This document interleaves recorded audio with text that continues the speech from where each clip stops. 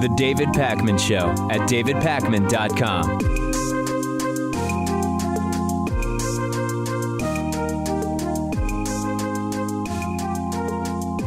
Just before the most recent Democratic debate, which many people didn't even hear about and weren't home to see since it was right in the middle of a holiday long weekend for Martin Luther King Day, Democratic presidential candidate Bernie Sanders unveiled his plan for universal health care, sort of Medicare expansion for all.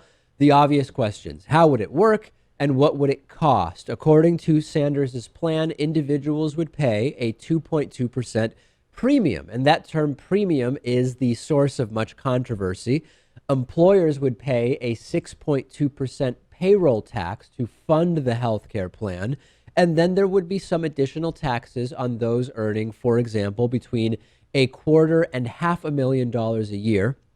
The top marginal tax rate for them would go to 37%. And those making over $10 million per year would pay a 52% marginal tax rate. Now, what does former Secretary of Labor Robert Reich think about this plan? Well, let's take a look. He says, Bernie's plan isn't nearly as radical as it will be portrayed. It builds on the strengths of Medicare. Like Medicare, it's universal, separating health insurance from employment and enabling people to choose a healthcare provider without worrying about whether that provider is in network. All they'd need to do is go to the doctor, show their insurance card. No more copays, no more deductibles, and no more fighting with insurance companies when they fail to pay for charges. Through a single national insurance system, we'll no longer be paying for the marketing and advertising of for-profit health insurers, nor their giant executive salaries or their complex billing systems. Government will negotiate fair prices with drug companies, hospitals, and medical suppliers. I've looked at the savings and the costs in Bernie's plan, and it will work. The United States currently spends $3 trillion a year on healthcare, nearly $10,000 per person. Bernie's plan will save American families and businesses over $6 trillion over the next decade. The typical middle-class family will save over $5,000 a year. The typical business will save over $10,000 a year. The costs will be less than the savings. So this should not be controversial, okay? And where it got controversial, Lewis, is Bernie Sanders raising taxes? And the complex thing is, yes, he is raising taxes in some specific ways. However, for the average family, if you consider a tax increase and the savings, it is a net savings. That's what we should really be focusing on. The are you raising taxes or aren't you raising taxes has become this sort of talking point, buzzword thing. But if the overall cost goes down, that's what we should really be concerned about. And it does appear to with this plan. Yeah, well, nobody cares about that, do they? Because they say, how much am I paying now? What do I get now? What about now? That's how our entire outlook, that's what it's based on. It's there's no vision. There's no long-term, there's no long-term vision in anything. It's about instant gratification. Right. And it's about right now. Even from the point of view of the businesses, there are still savings. If you're a business and you can say, okay, right now I pay whatever it is per month for my 300 employees that I have. If you were to say, eliminate everything that you're currently paying towards health insurance and instead pay a 6.2% payroll tax, according to the experts who have done the math, this will save businesses money as well. And some people will say, well, it's just not doable. The system won't be viable because it just doesn't make sense for a country our size. Okay, well, yeah, the United States is a big country, but there are big countries at our level of development that are doing this, and there's no reason that the United States, only by virtue of being bigger, couldn't do this, Lewis. And that's the reality we need to understand. This should not be controversial. It's a really simple system, and it scales perfectly well. There are no worries about that. But people will throw around the term socialist, communist, whatever, and paint this in a very ugly way when in reality it would help everybody across the board. And we're going to talk about that element, the socialist element of it, a little bit later.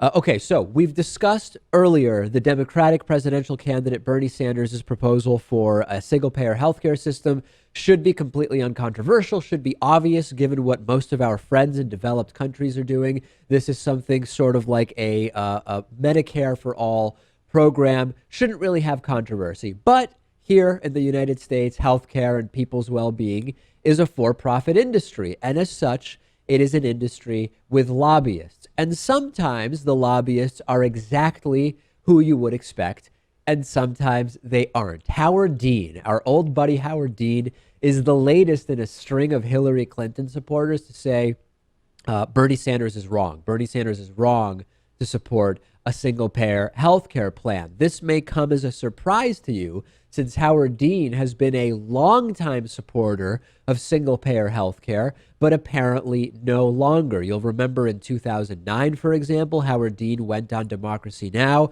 He said, we absolutely need single-payer. It is, quote, by far the most economically efficient system. So I was very confused and perplexed, Lewis, to see Howard Dean on MSNBC a couple of days ago saying, actually, Bernie Sanders' single-payer healthcare proposal could result in chaos. Here's Howard Dean explaining. If I could interject as referee for a moment, I mean, it strikes me that the sort of legitimate good faith attack is to say, look, it was really hard to pass the ACA. Opening up a fight on healthcare politically could backfire, which is the most charitable version of what Chelsea Clinton was saying, as opposed to the idea that, like, Bernie Sanders is going to try to take away your health care, which seems implausible. I don't think, well, I mean, yes, Bernie Sanders certainly had no intention of taking away anybody's health care. The question is, would his plan result in the kind of chaos of trying to implement it that, in fact, would undo people's health care? That people should be concerned about. Look, we're never going to have a sensible debate about this between now and the convention. It isn't going to happen. There's too much politics in it. But in fact, this is the classic race of the visionary and the pragmatist, and I've chosen the pragmatist. All right, yeah. Howard Dean, So listen, thank you very much. the pragmatist versus visionary debate is a legitimate debate, and we can have it, and we've been having it. But that has also become cover for just assuming everything Bernie Sanders wants to do isn't possible, and we shouldn't even think or talk about doing it because it's just not that likely to happen. If someone had said before George W. Bush's first term that George W. Bush was going to single-handedly get us into 2 long wars based on false intelligence, destroy the economy, a lot of people would have said, that's not possible. It's just not pragmatic to worry about that. Let's not really worry about that. The real issue here in this clip for me is Howard Dean. Howard Dean just is presented as MSNBC political analyst. This doesn't discuss that he is now a senior advisor to the law firm Dentons. The Dentons have a public policy and regulation practice, which is lobbying. That's what we're talking about here. They advise big pharmaceutical companies, including the Pharmaceutical Research and Manufacturers of America. They advise Pfizer. They advise Merck. All of a sudden, Howard Dean, who liked single-payer health care, is working for one of the big healthcare lobbyists. And for no reason that's connected to that at all, Lewis, he just is worried that single-payer healthcare might lead to chaos. What a surprise. I'm sure he just figured it out on his own. Yeah, no conflict of interest. You know, he does have a point to some extent. The implementation of this over the ACA may get a little messy. What would also be messy is getting rid of the Affordable Care Act now, right? Getting rid of the Affordable Care Act now would be a crazy mess. Yes. Republicans still want to do that. That's true. That would be worse. But again, this is, I know he's just lobbying here. There's a clear conflict of interest. Let's put that aside. Absurd. No vision. You need to look at the long term, and for-profit healthcare is just not a good thing. Dave, I don't think my health should be for-profit. Absolutely. And we'll talk more about visionary versus pragmatist because it's becoming a way to just criticize Bernie, and I really don't like that. Let's talk a little bit about what's going on in Oregon. We've been covering the armed group of men in Oregon who have occupied a federal building with weapons in protest of so-called government tyranny. The group is led in part by Ammon Bundy, the son of Nevada rancher Cliven Bundy, who was involved in his own armed standoff with federal officials because he didn't want to pay grazing fees on land that he was using. It hasn't all been smooth sailing for this group of men. First, there was this request for snacks that they issued clearly failing to plan ahead, asking for everything from mayonnaise to board games. And what else did they want, Lewis? There was all sorts of weird stuff on the list. Yeah, aprons, but I don't know. Yeah, a lot of strange stuff. They wanted aprons, too. That's right. So then Robert Finicum, who's one of the most visible members of this armed group of men, says his 4 foster sons were taken away due to his involvement in the standoff. He says it's a conspiracy involving the governor and the federal government. Then 57-year-old Darrow Burke was cited for driving without a license after police found his vehicle flipped over during the weekend. The cause of the flip was apparently the snow, but you still need a license in order to drive a car. And now the broader glitch may be the prison time that some of these guys could eventually face. And I say eventually because we don't know if anyone's going to put a stop to this insanity. Cliven Bundy kind of won in his standoff, and maybe Ammon Bundy will also win. Legal experts say that the leaders of the armed occupiers could face up to 10 years or more of prison time if the government decides to prosecute them to the fullest extent of the law. Of course, as we know, Lewis, right-wing anti-government terrorists are often not prosecuted to the fullest extent of the law. Different story, though. That's a different analysis to do. And can you imagine what would happen if, those people with handcuffs came knocking on the door and said, you're under arrest? I mean, we would have, guns pointed at police officers and vice versa, and it would blow up way more than this. And there are all sorts of laws about specifically the occupation of federal buildings, the use of firearms. I mean, there really is a pretty substantial framework for prosecution of these individuals. I still don't understand why this is allowed to continue. I mean, stop the inflows of food and supplies and snacks and aprons and all that stuff. Cut off the power and water to the building. Won't they give up pretty soon if you do that? I mean, that seems like something you could do. I think that would be the ideal situation. I mean, you basically lay siege to the building, and just wait them out. They're going to give up eventually anyway. You think? I think so. Well, as we just talked about one story there, one of these guys has 4 kids, has 4 sons. Not anymore, apparently. I guess he thinks this is more important than taking care of his family. This, as embarrassing as this is for Yokul Haram, as we've called them, it also raises some serious questions about why they've been getting away with this for such long periods of time. I mean, that's a serious conversation to be had. I think it's clear. I think that the authorities don't think there's anything to gain by going in guns blazing. So that's what they're trying to avoid. Maybe they think that if they did that, it would end in bloodshed, and then they would turn these guys into martyrs of some sort. I don't know. All of a sudden, authorities really don't want this to come to violence. Wow, I wonder what created that desire in their minds. We want to hear from you on this. Lewis is on Twitter at LewisMotomedy. I'm on Twitter at DPackman. The David Pakman Show at davidpakman.com.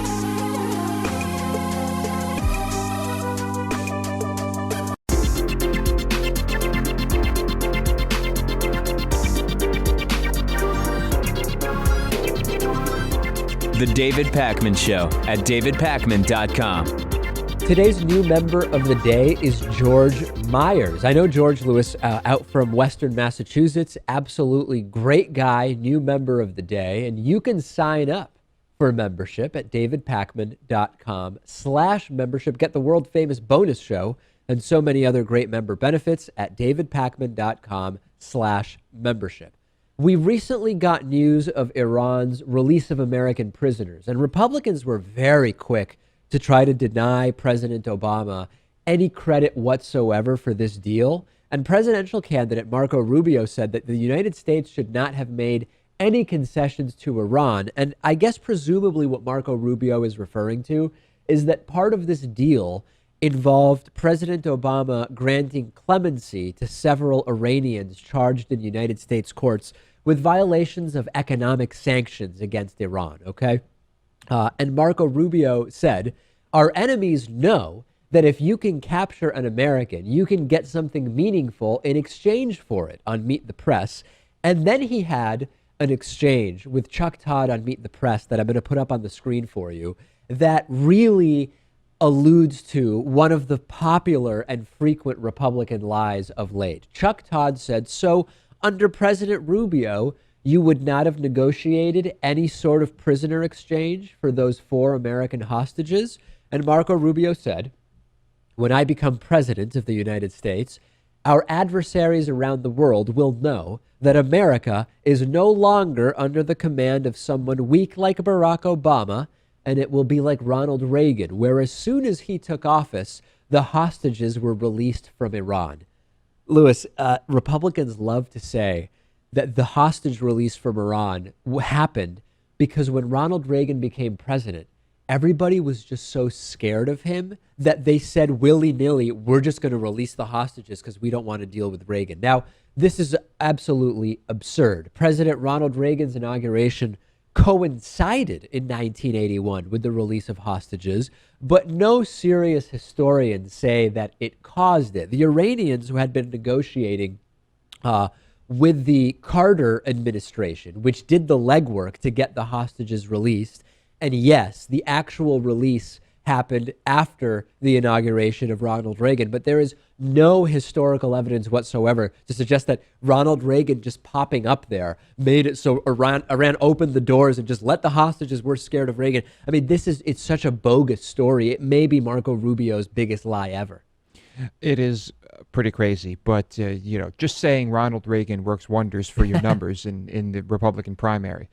I think what Rubio is saying is that, well, there is another way to go about this type of situation, and that is impose more sanctions if you don't release the hostages, or we'll bomb you if you don't release the hostages. I don't have any problem with the way this deal was worked out. Well, let me tell you something about the way this deal was worked out, Lewis, because it really gets to another just epic hypocrisy here. Aside from whether it was Jimmy Carter or Ronald Reagan's doing that in 1981 the hostages were released, forget about that, right? Push that issue to the side. The agreement that led to the release of the hostages in 1981 included $11 billion in Iranian assets that were unfrozen as part of the deal. So if indeed that was Reagan's agreement, which it wasn't, it included the exact concessions which Marco Rubio says he would never make. He says he would never make concessions. The deal he is now touting as a success unfroze $11 billion in assets. I don't think the low information voters care about facts, Lewis. Probably not. It just sounds so naive when you say, yeah, Ronald Reagan became president and all the hostages were released. That's not really the way the world works, but maybe that's the way, Rubio's followers view the world. Or think that it will work under Marco Rubio, maybe, which is obviously ridiculous. When we think about gun deaths in the United States versus in other countries, there are some metrics that really don't tell us very much, right? So, for example, the number of gun deaths in the United States tells us very little because it doesn't consider the population of the United States, which is very large. So not all facts or data about gun deaths are relevant, but we have an upcoming study from public health researchers David Hemingway and Aaron Grinstein, and it uses data from the World Health Organization to give us what I think are some pretty relevant statistics. They looked at homicide rates in the United States and other countries. So by looking at the rate, it takes into consideration the population of these countries, and they determined that U.S. firearm homicide rates are 25 times higher in the U.S. than in other, call them high income, call them OECD, call them developed countries, whatever. 25 times higher homicide rate in the U.S. versus in those other countries based on 2010 data. Now, that's not even the most disturbing part. The more disturbing part, arguably, is that we are growing our lead in terms of the homicide rate over these other countries. This study was initially done in 2003. And in 2003, Lewis, the United States had a lead on average of about 19 times the homicide rate of these other countries. We have increased our lead in the homicide rate over other similar countries from 19 times to 25 times. And then, before you even say it to me, people will say, well, David, a lot of those gun deaths are suicide deaths. I'm not talking about suicides. I'm talking only about homicides. It's true that there are many suicides by gun in the United States. The U.S. only leads our developed friends in other countries in the suicide rate by about 8x. So we're still winning there, or losing, depending on how you describe it, but we're way better at having an even higher homicide rate, and the study does distinguish. So I think this is pretty relevant data. Yeah, also, I don't think we need to talk about gun suicides when we're talking about gun control. or anything like that. Well, you know, I don't know what you mean by we don't need to talk about it, right? The pro-gun side will say, hey, you know, the numbers really aren't that bad if you discount the suicides, and we shouldn't be that worried about the suicides. But there's a reality that if you make guns more difficult to access, the number of suicides will also decrease.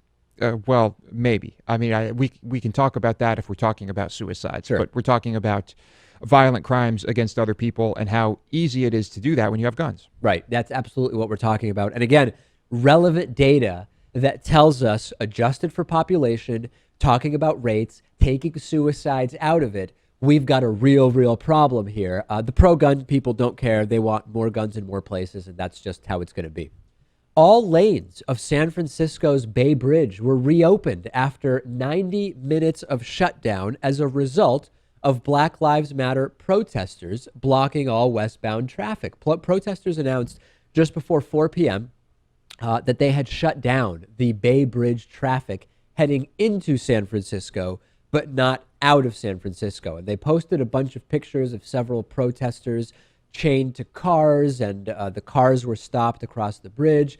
And members of the protest groups Black Seed and the Black Queer Liberation Collective took responsibility for the protest in a statement, citing recent police shootings. They said, quote, "We are here to move towards an increase in the health and well-being of all Black people in Oakland and San Francisco." They were demanding divestment of city funds in policing. They are demanding investment in affordable housing. They want the resignation of Oakland Mayor Libby Schaaf and the termination of San Francisco Police Chief Greg Schur and Oakland Police Chief Sean Wendt, as well as numerous investigations of recent police officer-involved shootings. 25 protesters were booked into the San Francisco County Jail. They were charged with misdemeanor counts of false imprisonment, creating a public nuisance, and obstructing free passage. So listen, the specific demands here make sense to me. This protest makes more sense to me than that protest at the Quiet Library at Dartmouth, right? That made absolutely no sense to me. And someone emailed me and said, why do this? Why not go to the buildings where the legislators assemble and protest there? It's true that when you go to protest outside a legislator's office, rarely gets media coverage. This did get attention. You block a bridge, and when people are arrested, it's going to get a lot of attention. So, if attention is what you're going for, make it grand, to say the least. Avoid the quiet libraries. But at the same time, you're disrupting things and you're breaking the law. But if you want people to hear your message, maybe that's how you have to do it. I don't even have a problem with conscientious law breaking that is nonviolent, right? But when it comes to Black Lives Matter, for me, it often comes down to what's pragmatic. People hate traffic. I mean, traffic is one of the most hated things that people experience on a day-to-day basis. Are you going to get anyone to help your cause when you cause this level of traffic? And it's a shame, because I do think police violence, lack of accountability, these are huge issues, and I'm completely with Black Lives Matter on this. But from a purely pragmatic perspective, do you win more supporters by doing this than the number of people you alienate because people really hate traffic? When you see it on TV, you might win some supporters. If you are on that bridge, it might not work so well. And this type of action has repercussions, like Bridgegate, where an ambulance could not get through. And someone ended up dying. Okay, what if there's someone on this bridge who's trying to get to a job interview or is trying to get to work, misses it, gets fired? What if they say, Lewis, okay, well, what about all the people that are being killed by police and nobody cares about that, right? I mean, what if they say that? You can say that. There are many ways to protest. Look, the Bernie Sanders BLM protest got tons of attention. Right. And I don't think it put anyone's job or livelihood or livelihood at risk. So I would say that I understand wanting to get attention. I would say blocking traffic is probably not the best way to do it. Pragmatically speaking. Pragmatically. Send me your thoughts on this. Very drastically varying opinions from our audience about these protests. Join us on Reddit, where we will certainly be discussing this. Go to davidpakman.com/Reddit. That's REDDIT. The David Pakman Show at davidpakman.com.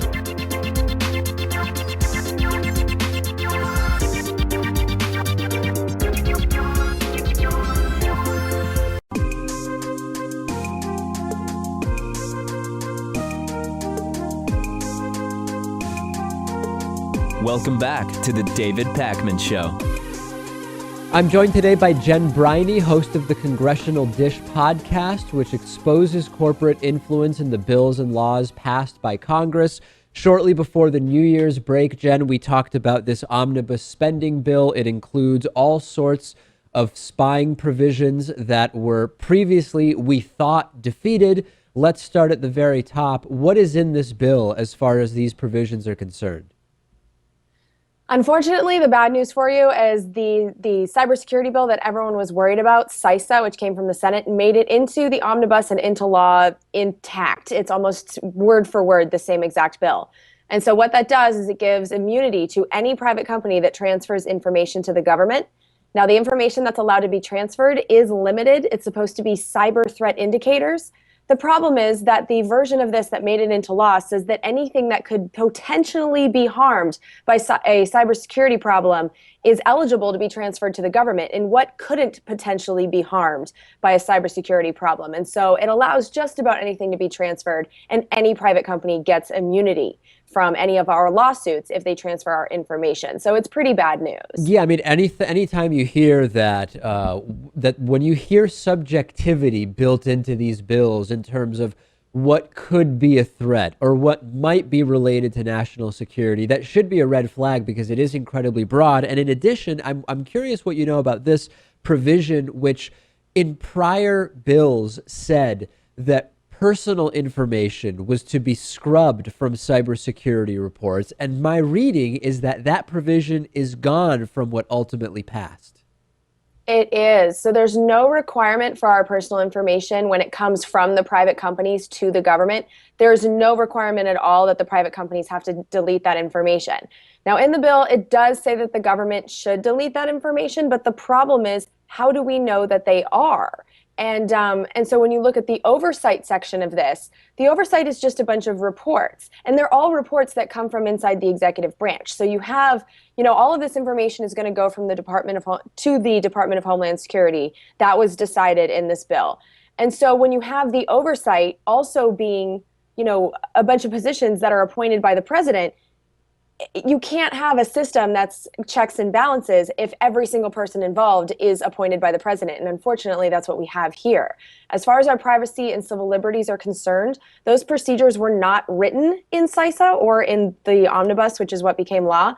Those procedures are going to be written by the Attorney General and the Secretary of the Homeland Security. And both of those, again, are presidential appointees. So there's nothing in here that has any teeth that's protecting our privacy. Can you give our audience... It's even... Oh, no, so go ahead, yeah.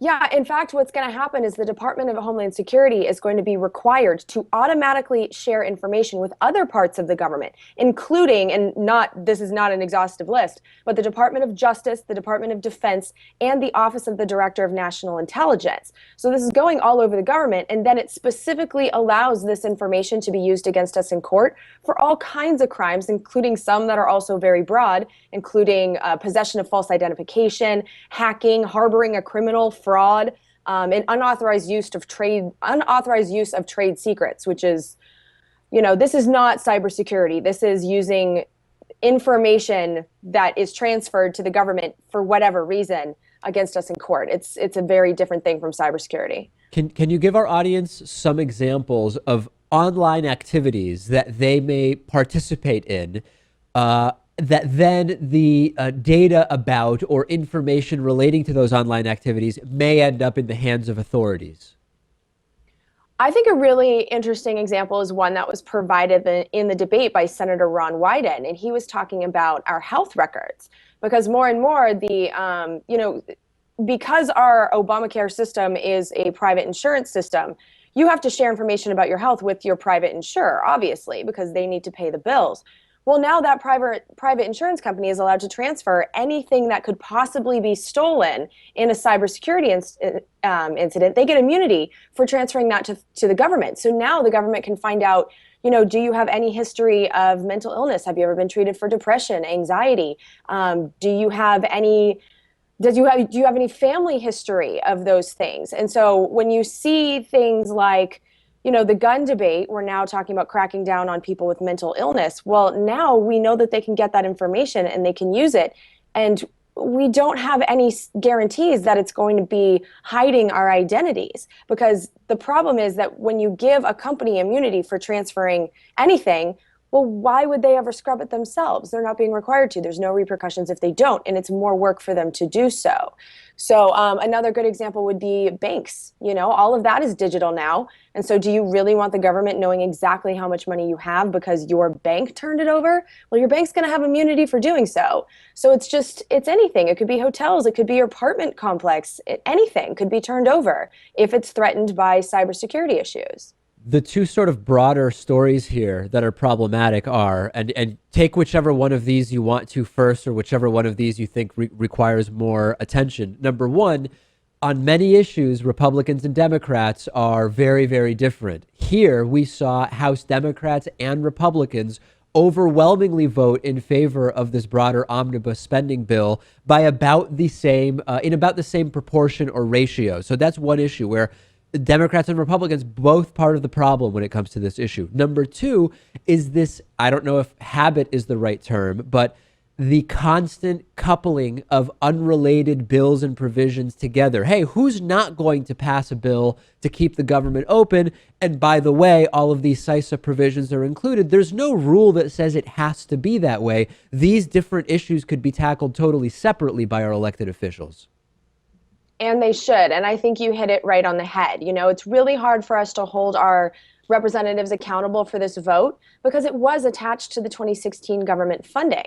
And so the choice is you either shut down the government or you vote against this cybersecurity legislation, which, by the way, not many people read this stuff, apparently. And so they didn't even know that this was in there. And how could they? This was 2,009 pages. It was available for 2.5 days. It was released in the middle of the night on a Wednesday, and they voted at noon on Friday. Right. So, and this started on page 728. So there were a lot of people that didn't know it was in there. I watched the House Rules Committee, which was the only hearing on this that ever took place. And if it wasn't for Representative Justin Amash, who ran in at the end of the hearing and said, hey, by the way, this is in there, even the people on the House Rules Committee didn't know it was there. Representative Louise Slaughter of New York said it out loud. She said, I didn't know this was there. And so you also have representatives that just were unaware of its existence. And it's a huge problem. Most of the things that are becoming law that we wouldn't want to become law are happening in this fashion. And it happens every year that the government isn't funded on time, which, well, is every year. So I've never seen it funded properly, and it is a huge, huge problem. And it's why stuff like this is allowed to happen. To what extent can the average person protect themselves? Are there any ways? You hear about browsers that cloak your identity. You hear about different pieces of software that can block unauthorized access to a certain degree. But of course, your internet service provider may be able to override anything that you can actually do at your local computer level. Are you hearing about actions that individuals can take to push back against this? I mean, no. Right. I wish I had a better answer for you, but no. I mean, some people believe in encryption. I just feel like if there's anything I don't want the government to know, if I need to tell a friend something, I'm going to do it in person. And I'm just kind of resigned at this point that the government can have all of my digital information. Unfortunately, that's where I'm at. I don't think a good argument is, hey, if you have nothing to hide, you have nothing to worry about. I think that's a terrible, terrible argument. But on a personal level, I sort of operate under the assumption that if the government wants to look into my business emails and what I'm up to, they probably are able to. And if I really need to have what I would consider a private conversation, I just shouldn't do it with any sort of electronic means. It seems to be sort of an unfortunate reality today. Yeah, and that's where I'm at. And there is one more thing before we wrap up here that I do want to mention, which is that in the debate on CISA, when it originally passed on its own, this was the argument people were having, that this was way too broad and it was basically surveillance being disguised as cybersecurity. Right. And I think what proved it is that they attached a second bill to the omnibus, which actually does something about cybersecurity. And what it does is it has the Department of Homeland Security there within a year. they're going to issue binding operational directives to the other agencies in the government, requiring encryption, a single sign-in location for all of the different government employees, and a multi-factor authentication for when they sign on. So it's like they'll have to, do the addition and then what is your old dog's name, like a multi-step Right. Sign-in thing. And that actually does something about cybersecurity. And this wasn't in the original CISA. It wasn't in the 2 cybersecurity bills that passed the House. It was brand new. It made it into law. And so that just kind of proved to me that this never was about cybersecurity. This was about surveillance. And because of one of the big arguments was, well, this doesn't do anything about cybersecurity, they ended up doing something about cybersecurity when it eventually became law. So, yeah, I think all of the paranoia about CISA, I think it's legit, having read the actual legislation, and unfortunately it's law. And I think the only chance that we have of getting rid of it at this point is the unlikely scenario is a big backlash. So all of us writing to our representatives and senators, especially in an election year, and saying, I know this became law and it shouldn't have, and I want it repealed. That's one avenue. The other one is that the stuff we're concerned about expires in 10 years, in 2025. And so maybe we can just stop it from being renewed. But that's the only hope I have. Yeah, well, we've got 10 years to figure that one out, or I guess 9 at this point. So we should, at minimum, be able to get that done, right? We've been speaking with Jen Briney, host of the Congressional Dish podcast. Thanks, as always, for joining us. Thanks for having me. The David Pakman Show at davidpakman.com.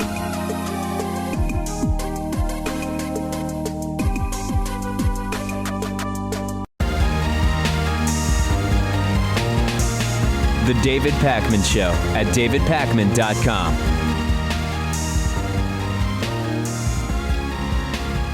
Here's a really funny story about Bill O'Reilly. We haven't talked about Bill O'Reilly for a little while. This is, of course, the Fox News television host of The O'Reilly Factor, hugely popular show. Bill O'Reilly, who is very proud of his Irish roots, has threatened to move to Ireland if Democratic Socialist Bernie Sanders is elected president of the United States. He doesn't want anything to do with democratic socialism. Here's what Bill actually said. If Bernie Sanders gets elected president, I'm fleeing. I'm going to Ireland, and they already know it. I shouldn't say it publicly because that will get Sanders more votes, but I'm not going to pay 90% of my income to that guy. I'm sorry, I'm not doing it. Let's break this down, Lewis. First and foremost, the 90% thing is absurd. The fact that people keep saying that is really confusing low information voters. When you talk about a marginal tax rate for the top income bracket, which Bernie isn't likely to be able to put at 90%, even if he tried, even if he became president, that's a marginal tax rate. So you still pay on your first $20, $50, $100, $250,000 in income. You pay the same percentage as anybody else who earns that amount of money. On the money you earn above and beyond that top tax rate, you would pay that top tax bracket. And that's the source of a lot of confusion. Let's forget that for now. Bill O'Reilly clearly has no idea what Ireland is like today. And if he's trying to avoid democratic socialism in the United States, Ireland is not the place that he should be going. Number one, the top marginal tax rate currently in Ireland is higher than here in the United States. Number two, even if Bill O'Reilly moved to Ireland, current rules wouldn't allow him to avoid U.S. taxes anyway. You still have to pay American taxes, even if you, renounce your citizenship. You arguably still owe some taxes to the United States, although some people would say that they just wouldn't pay them. But the idea that he's going to avoid any U.S. taxes by going to Ireland is not by any means etched in stone. Gun control. Ireland is way tougher on gun control than the United States. And Bill O'Reilly has talked many times about his love for the First Amendment and his right to protect himself. It is going to be pretty tough to get guns in Ireland because they are highly restricted. Many cops don't even carry firearms in Ireland. And then here's the really big one, Lewis. Socialized medicine. Ireland has socialized medicine. This is the type of thing Bernie Sanders wants. Bill O'Reilly seems to know very little about Ireland. Did you mention nationwide legal gay marriage too?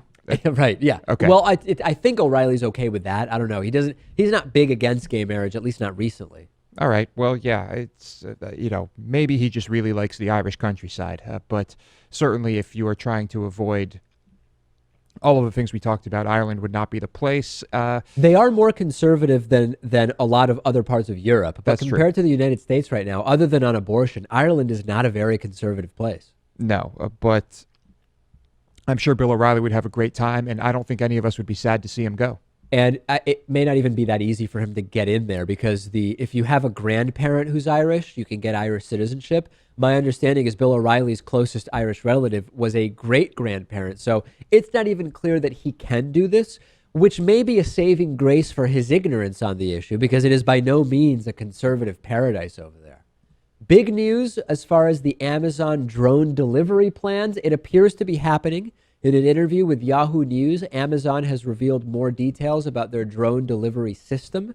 Paul Meisner, who's Amazon's vice president for global public policy, talked about something called Prime Air. It's going to be a delivery service that will hope to get customers' packages within 30 minutes of ordering them. The drones will weigh 55 pounds each, and they'll be able to carry up to 5 pounds. Now, that doesn't sound like a lot, but Meisner said that the vast majority of the products sold at Amazon weigh under 5 pounds, so that this actually may be quite feasible. How will Amazon deal with, drone haters with shotguns, for example? Meisner said they're not worried. He said, hey, people could shoot at delivery trucks also. They don't because we have laws, and the law will catch up with regard to drone policy.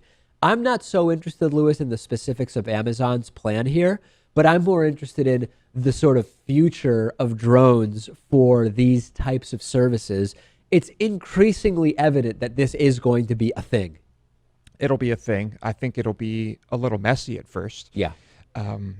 Will drones be flying through people's windows? Will they be getting the wrong addresses? Will they be running into power lines? Right. How much chaos are they going to cause? But I assume legislation will catch up.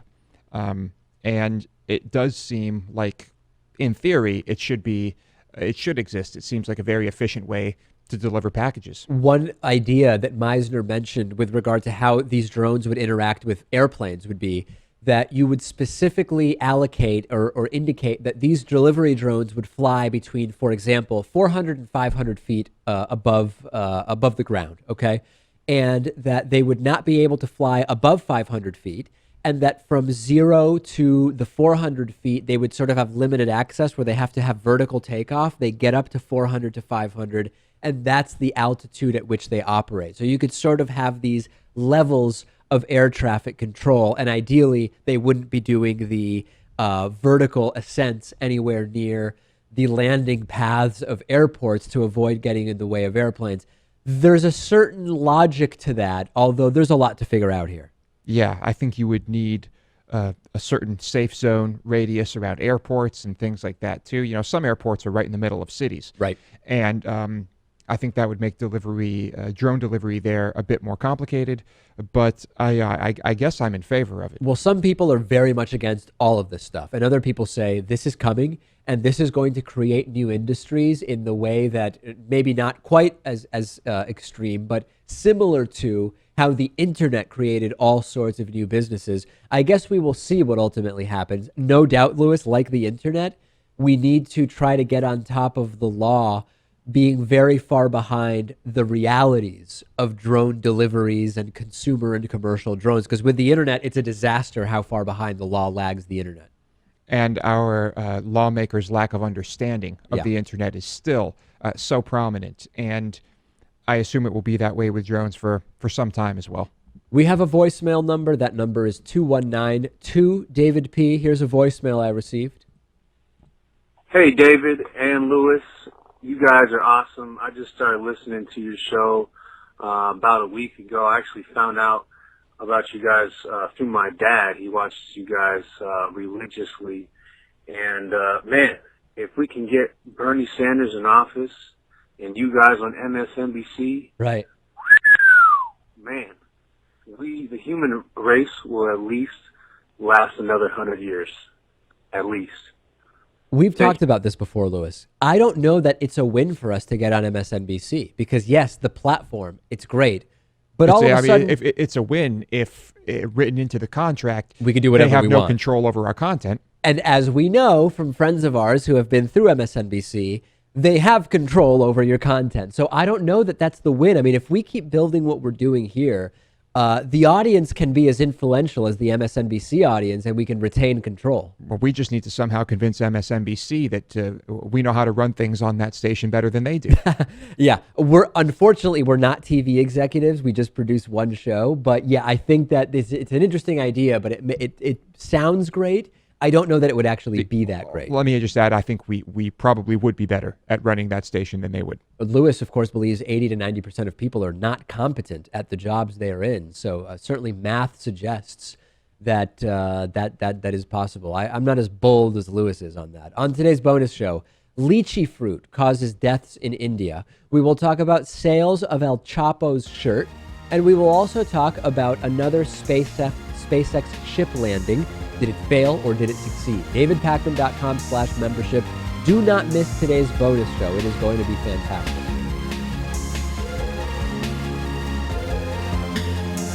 The David Pakman Show at DavidPakman.com.